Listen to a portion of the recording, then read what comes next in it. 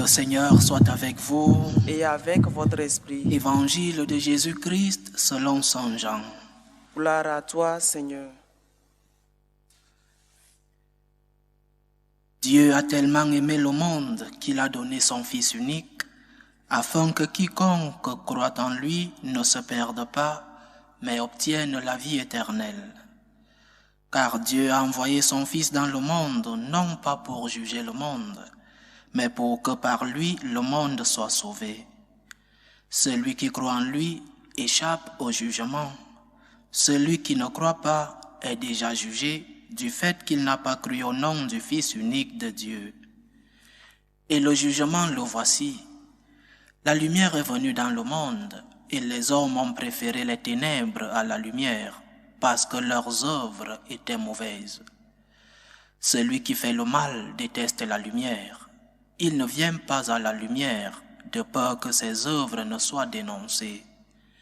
Mais celui qui fait la vérité vient à la lumière, pour qu'il soit manifeste que ses œuvres ont été accomplies en union avec Dieu. Acclamons la parole de Dieu.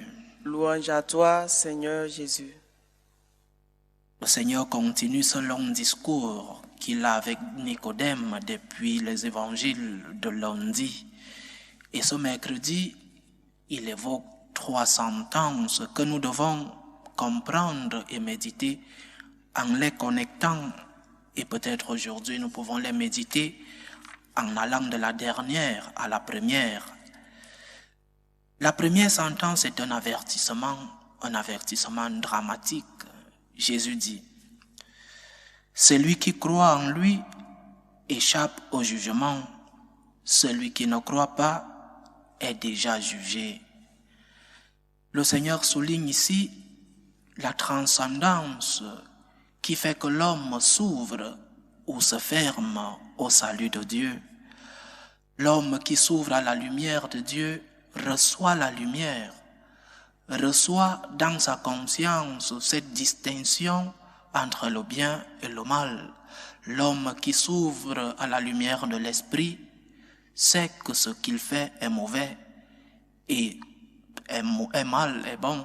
Donc, quand nous nous ouvrons à la lumière de Dieu, quand nous ouvrons les portes à l'esprit, nous savons distinguer ce qui est bien et ce qui est mauvais. Et celui qui se ferme à la révélation, celui qui se ferme à l'amour de Dieu, reçoit le jugement et la condamnation. Il est important, en notant, de souligner que le jugement divin existe, parce que nous avons certaines théories dans notre Église ont perverti le concept de la miséricorde divine. Il y aura un jugement. Nous serons face à nos œuvres sur la terre. Il y aura un jugement particulier juste après notre mort. Il y aura un jugement final. Et le concept de la miséricorde n'exclut pas celui de la justice. Ce sont 2 caractéristiques de Dieu. Et ce Dieu qui est si miséricordieux est aussi juste. Il faut, dans notre Église, dans nos prédications, revenir à ce que nos anciens connaissaient comme base de notre foi. Il y aura un jugement et nous serons jugés par rapport aux œuvres sur la terre. Alors nous commençons à préparer ce jugement étant ici par nos œuvres. Accueille la lumière du Christ qui t'ouvre la conscience. Accueille la révélation de Jésus-Christ qui te fait distinguer le bien du mal. Et quand tu as une conscience droite, une conscience éclairée par le Seigneur, alors tu sais que même quand tu as commis le mal, tu dois demander pardon. Tu dois avoir un cœur repenti. Pour avoir offensé le Seigneur, pour avoir offensé ton prochain, tu dois avoir une douleur de cœur. Et un repenti, demander pardon à Dieu.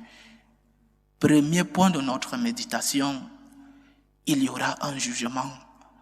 Prépare ton jugement. demande la lumière au Seigneur pour pouvoir distinguer le bien du mal. N'éteins pas la lumière de ta conscience et dire « Dieu est miséricordieux, il va tout me pardonner ». Non, le pardon vient après le repentir. Et il n'y a pas de repentir si nous ne savons pas que ce que nous faisons est bon et que ce que nous faisons est mauvais. Quand nous avons la conscience du bien et du mal, nous pouvons demander pardon à Dieu pour nos péchés, pour nos misères, pour nos fautes. La deuxième sentence de Jésus vient donner une lumière à la première. Le Seigneur dit, « Car Dieu a envoyé son Fils dans le monde, non pas pour juger le monde, mais pour que par lui, le monde soit sauvé. » Donc, la condamnation ne sera pas de la faute de Dieu. Nous n'allons pas reprocher Dieu parce qu'il est précisément venu pour nous sauver. Il n'est pas venu faire autre chose. Il est venu pour nous donner la vie. Il est venu nous consoler. Il est venu nous aider dans nos difficultés quotidiennes. Il est venu pour nous libérer de l'esclavage du péché. Il est venu pour que nous sortions de nos tombeaux. Il est venu nous donner la condition des fils de Dieu par le baptême. Il est venu nous faire sortir de la mort et retrouver la vie. Mais il y a possibilité de condamnation. Et cela n'est pas reprochable à Dieu. Cela est exclusivement reprochable à celui-là qui n'a pas accueilli le don du salut. Nous nous sommes auto-exclus. L'homme peut s'auto-exclure du salut, nous dit le catéchisme. L'Église, en parlant de l'existence de l'enfer, parle de l'auto-exclusion de l'homme. L'homme décide librement de ne pas accueillir la lumière, de ne pas accueillir la révélation de Jésus-Christ. L'homme décide librement, il fait le choix de l'enfer. Alors, ne reprochons pas la justice de Dieu. Dieu est miséricordieux, il faut le dire. La divine miséricorde existe. Dieu nous pardonne, mais avec des conditions. Nous devons avoir un repentir, nous devons avoir une douleur de cœur. Nous devons lui demander pardon. Alors, accueille la lumière, accueille la révélation, parce que l'enfer existe. Si tu n'as pas une relation d'amour, une relation de gratitude avec Dieu, tu peux au moins avoir une relation de crainte de l'enfer, parce que c'est une réalité qui existe. Et le Seigneur nous le dit, il y a vie éternelle, et dans cette vie éternelle, il y aura certains qui seront au paradis. Venez bénis de mon Père, parce que j'ai eu faim et vous m'avez donné à manger. Il y aura ceux qui seront en enfer. Allez maudits de mon Père, vous ne m'avez pas donné à manger quand j'ai eu faim. Il existe la vie éternelle. Préparons-la depuis notre vie terrestre, avec les bonnes œuvres, avec la foi que nous mettons en Dieu, avec la réception du message de l'enseignement chrétien. Et la troisième sentence vient, qui est la première phrase de notre évangile, pour que nous comprenions que nous ne devons pas douter de l'amour de Dieu. Jésus dit, Dieu a tellement aimé le monde qu'il a envoyé son Fils unique afin que quiconque croit en lui ne se perde pas, mais obtienne la vie éternelle. Le Seigneur est venu pour nous sauver. Le Seigneur est venu pour nous racheter. Crois en lui. Respecte ses enseignements, aussi difficiles que ces enseignements peuvent être dans la pratique quotidienne. Essaye du moins de le suivre. Essaye. Et quand tu tombes, relève-toi, demande pardon à Dieu. Nous ne devons pas douter de l'amour du Christ. Nous ne devons pas douter de l'amour de Dieu parce qu'il est justement venu pour notre salut. Il a livré son Fils unique. Son Fils Jésus-Christ, par obéissance au Père, est né, a souffert, il est mort, mais est ressuscité pour nous. Il est la source de notre vie, la source de la vie de chacun d'entre nous. Donc, chers frères, chères sœurs, Dieu t'aime malgré tes péchés. Ne t'éloigne pas de lui parce que tu es chargé. Ne t'éloigne pas de lui parce que tu crois qu'il ne t'aime pas, parce que tu es plein de péchés. Ne fuis pas la lumière de Jésus-Christ. Ne reste pas dans l'obscurité. Dieu veut t'aimer.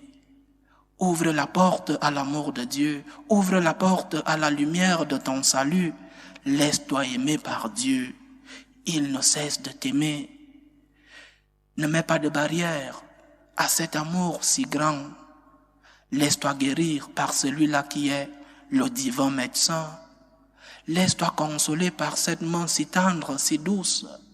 Laisse-toi pardonner. Laisse-toi conduire parce qu'il t'aime plus que toi-même. Sortons donc de l'obscurité. Allons vers la lumière de Jésus-Christ. Allons demander guérison à celui-là qui est le grand médecin.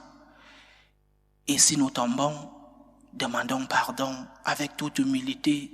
Si nous tombons, repentons-nous. Si nous péchons, 70 fois 7, relevons-nous parce qu'il nous pardonnera. Ne cache pas tes blessures au Seigneur. Ne cache pas tes misères à Jésus-Christ parce qu'il t'a tellement aimé qu'il a donné sa vie pour toi. Il t'a déjà aimé. Il a déjà donné sa vie pour toi. Alors, va vers lui. Demande-lui sa lumière. Demande-lui pardon quand tu as péché. Dis-lui, Seigneur, je t'aime. Pas peut-être au degré où je devrais t'aimer, mais Seigneur, je t'aime.